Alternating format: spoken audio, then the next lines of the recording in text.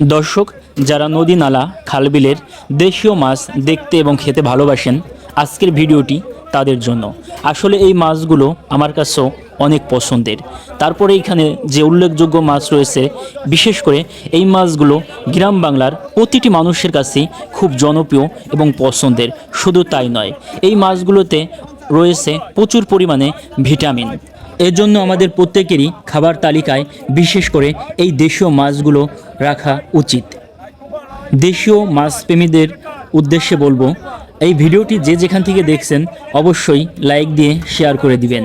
বিশেষ করে প্রবাসী ভাইরা এবং জীবিকার তাগিদে অনেকেই গ্রামের মানুষ আমরা বিভিন্ন জায়গায় রয়েছি, সেই সকল মানুষের ইচ্ছা হয় এরকম দৃশ্যগুলো দেখার জন্য।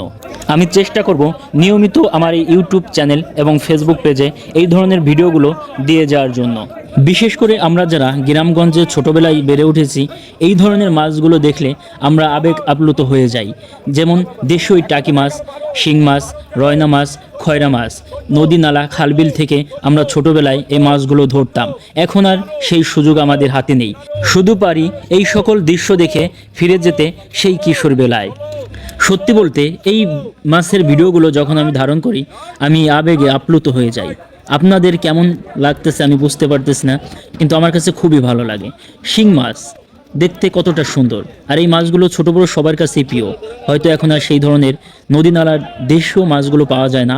চাষের, বিশেষ করে শিং মাছগুলো বেশিরভাগ চাষের হয়ে থাকে, তবুও মাছগুলো খেতে এবং দেখতে খুবই সুন্দর। আপনি চাইলে আপনারও খাবারের তালিকায় এই মাছগুলো যুক্ত করতে পারেন। এবং এই মাছগুলো দেখে কেমন লাগলো অবশ্যই কমেন্ট করে জানাবেন। বিশেষ করে এই মাছগুলো আপনাদের দেখানোর উদ্দেশ্যেই ভিডিও ধারণ করা। আমারও শখের জায়গা আছে, আমার জায়গা থেকেও আমি এই মাছগুলো দেখতে আমার ভালো লাগে, বা খুবই পছন্দের। এই কাজগুলো করতে ভালো লাগে বিধায় আমি এই ভিডিওগুলো ধারণ করে থাকি, এবং আপনাদের উদ্দেশ্যে যে হয়তো অনেকেরই আমার মতো এই ধরনের ভিডিও পছন্দের।